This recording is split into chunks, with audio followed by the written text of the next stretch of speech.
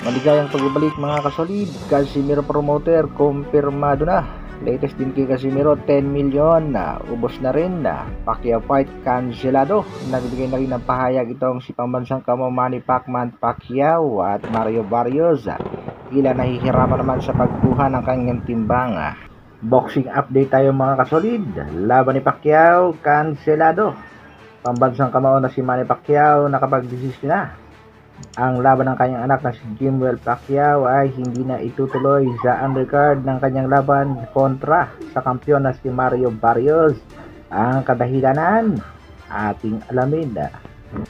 Pero bago yan mga kasolid, palike, pa-share at subscribe naman sa ating munting channel, Dr. Alvin Vlog. Para sa ating unang balita, ang naging resulta ng laban ni Jonas Sultan na kontra sa pangbato ng Japan na si Akitsugi. Medyo inalata naman ang ating kababayang si Jonas One Punch Sultan matapos matalo na naman sa isang Japanese boxer. Ayon sa mga boxing fans, tila walang nagbago sa estilo ng ating kababayang si Jonas Sultan at umaasa nga daw lang sa isang punch knockout.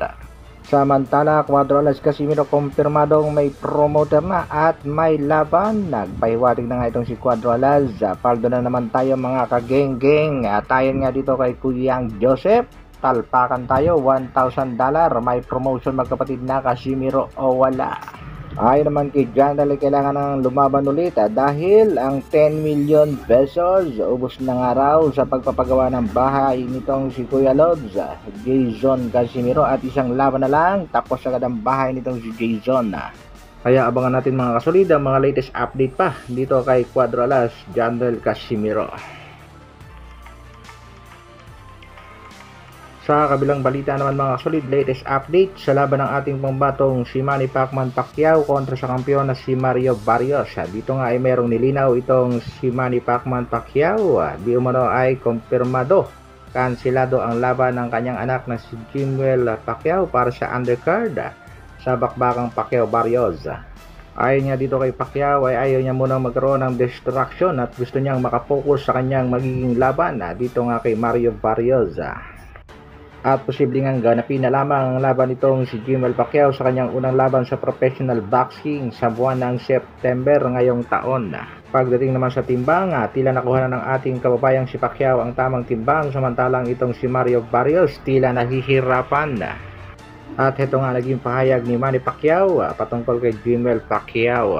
Boxing is about how you push yourself to the limit, especially in training. Boxing is his passion, but in reality, he started late, but he can pursue his passion for a couple of years. Marami namang mga boxing legend ang naniniwala na makukuha nitong si Manny Pacquiao ang panalo. Isa na nga dyan mga kasolida itong si Juan Manuel Marquez, maging ang boxing superstar na si Terence Crawford. Naniniwala rin si Pacquiao ang mananalo sa bakbakan kontra nga dito kay Barrios na gaganapin niya yung July 19 sa Las Vegas, Nevada. Hanggang dito na lang muna mga kasolid. Maraming salamat sa patuloy na pagsuporta at panonood. Mabuhay! Brrr.